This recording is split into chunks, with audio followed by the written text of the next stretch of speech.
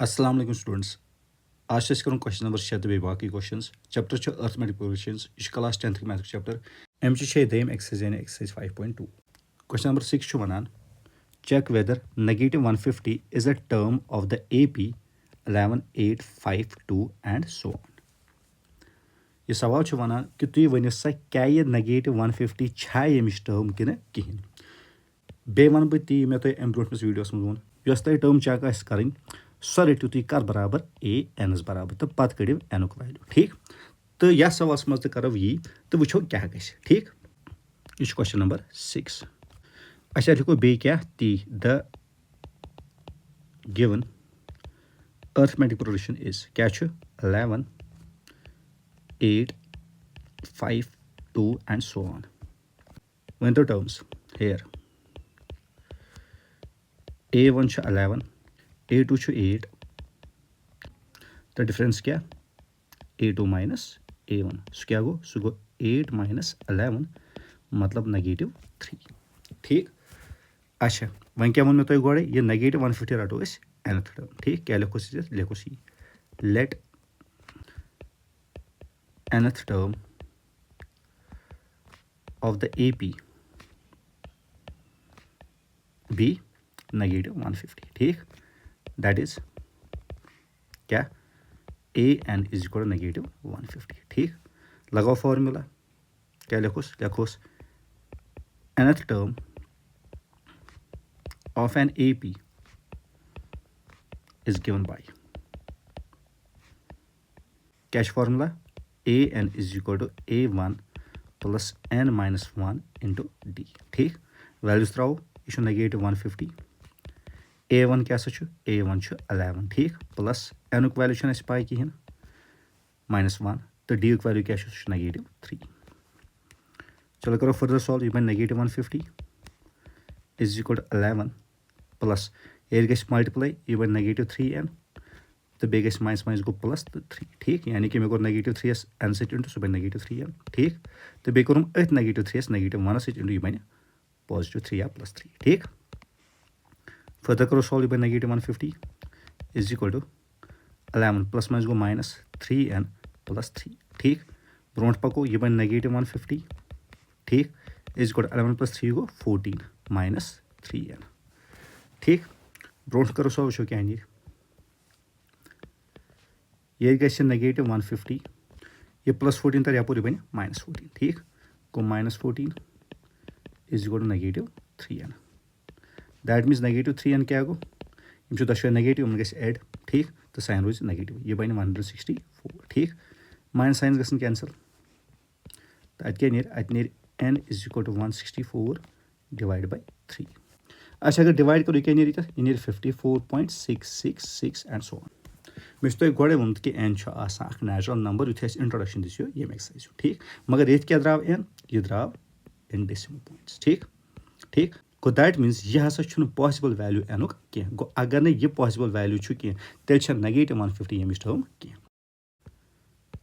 क्या लिखोस ये लिखोस यी सिंस नंबर ऑफ टर्म्स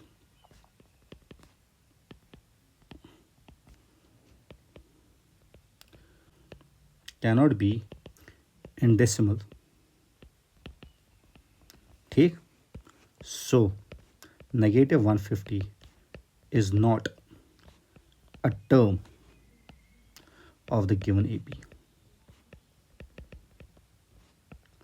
ठीक तो इतन कोर सवाल। चलो पको नेक्स्ट क्वेश्चन को क्वेश्चन नंबर 7 वनान find the 31st term of an AP whose 11th term is 38 and the 16th term is 73 ठीक। यह सवाल मज क्या ये AP दिख अमच 31st term ान ठीक अमच 11th term 38 तो 16th term 73 ठीक। चलो वो यह सवाल कितन करो यह क्वेश्चन नंबर 7 ठीक ये लिखो लेट A1 या E be the क्या फर्स्ट टर्म ठीक and D be the common difference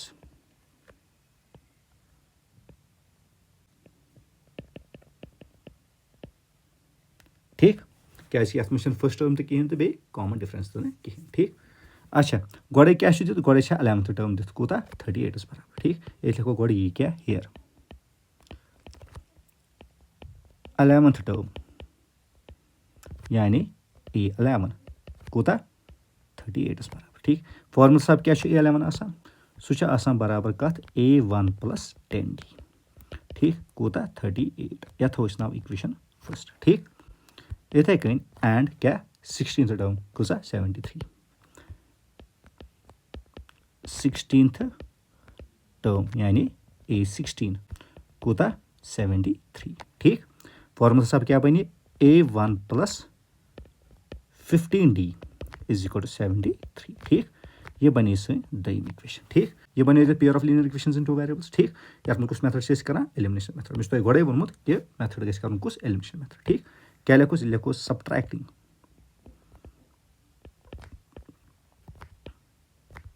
equation second from equation first ठीक। अच्छा इक्वेशन फर्स्ट क्या A1 + 10D = 38 ठीक। तो दम इक्वेशन क्या A1 + 15D = 73 ठीक। साइंस गसन चेंज ये बन माइनस ये बन माइनस ये बन माइनस ठीक। तो ये क्या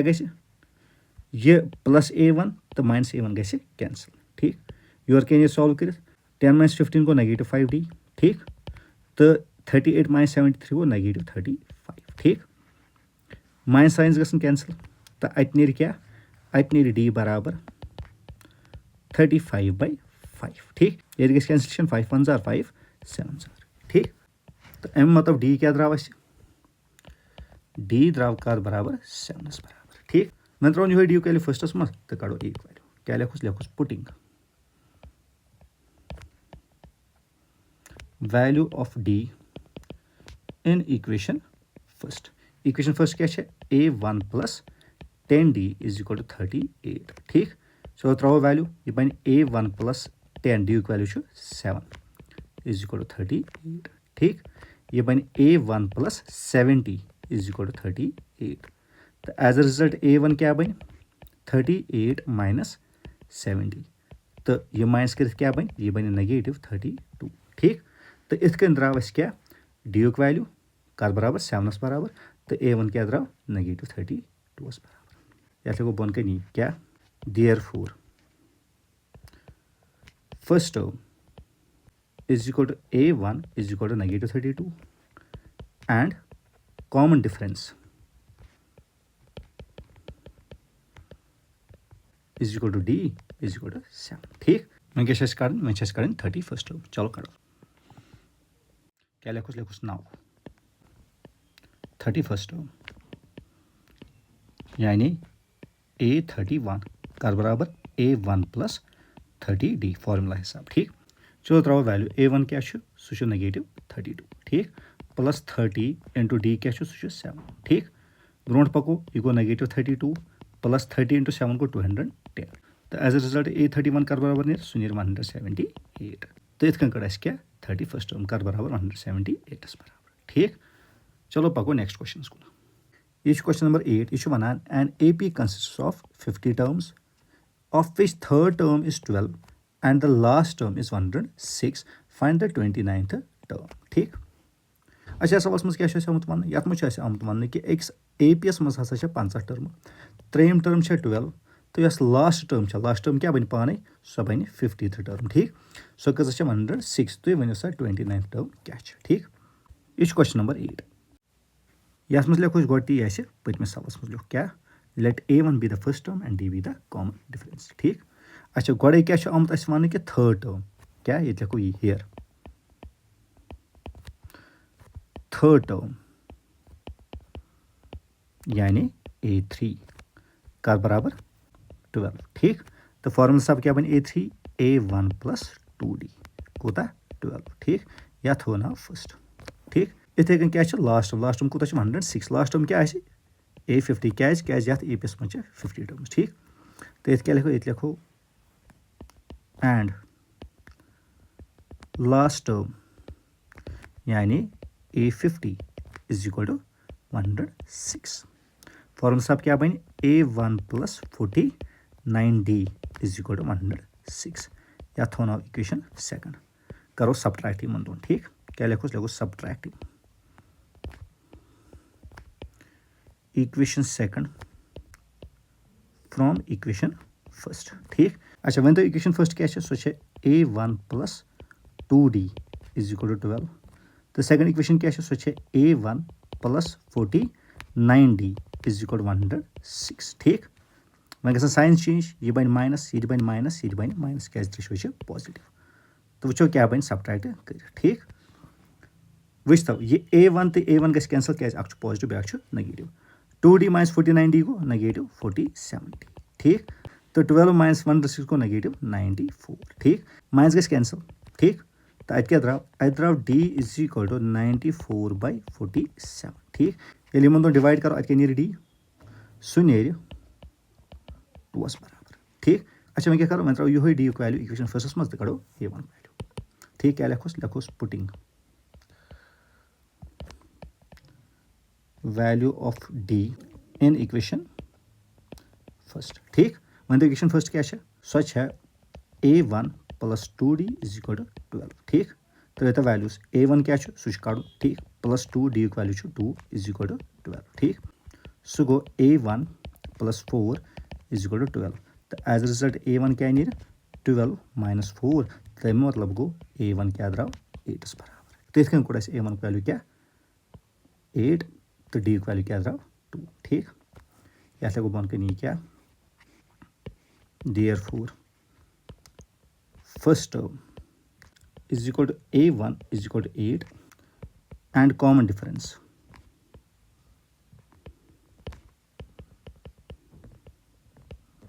is equal to d is equal to 2 ठीक मैं क्या कड़ मैं 29th टर्म कड़ चलो करो 29th ये लिखोस नाव 29th टर्म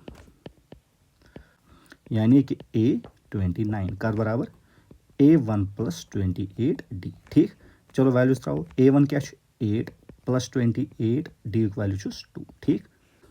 यह नेर 8 प्लस 28 इंटू 2 गो 56 तो इन दोन एड कर क्या बन a29 64 तो इथ कड़ ए पी क्या 29th टर्म कर बराबर 64 बराबर तो यह सोन आंसर ठीक चलो पको next question question number 9 वनान if third and ninth terms of an AP are 4 and negative 8 respectively, which term of this AP is 0? अच्छा सवाल मज क्या यथ मज थर्ड टर्म दित कूता 4 बराबर तो नाइन्थ टर्म क्या नेगेटिव 8 बराबर मैं सवाल one which term of AP is 0 अत किस मज क्या करो तुम करो सपोज कि nth टर्म हसा कर बराबर 0 बराबर तो अम हिसाब करो सवाल ठीक तो पत वो अत क्या नीर n वैल्यू तो तम हिसाब हेको वन कि कजम टर्म 0 बराबर ठीक यह क्वेश्चन नंबर 9 ठीक यह थवन योर कुन इथे कन यथ मज लिखो गोटी पतम सवाल मज लिख क्या let a1 be the first term and d be the common difference ठीक अच्छा वन तो क्या हेयर गोड थर्ड टर्म कूचा 4 बराबर यानी कि थर्ड टर्म यानी a3 कर बराबर 4 बराबर फॉर्मूला साहब क्या बनी a1 plus 2d is equal to 4 या थो नाव इक्वेशन फर्स्ट ठीक इथे कन क्या 9th टर्म कत बराबर नेगेटिव 8 बराबर 9th टर्म सो लिखोस एंड ठीक 9th टर्म यानी कि a9 कर बराबर नेगेटिव 8 ठीक फॉर्मूला साहब क्या बनी a1 plus 8d is equal to negative 8 ये बने द इक्वेशन ठीक गोड a1 तो d वैल्यू ठीक वो क्या तो पत करो डिटरमाइन ये an कित करो ये करो सब्ट्रैक्ट क्या लिखो सब्ट्रैक्टिंग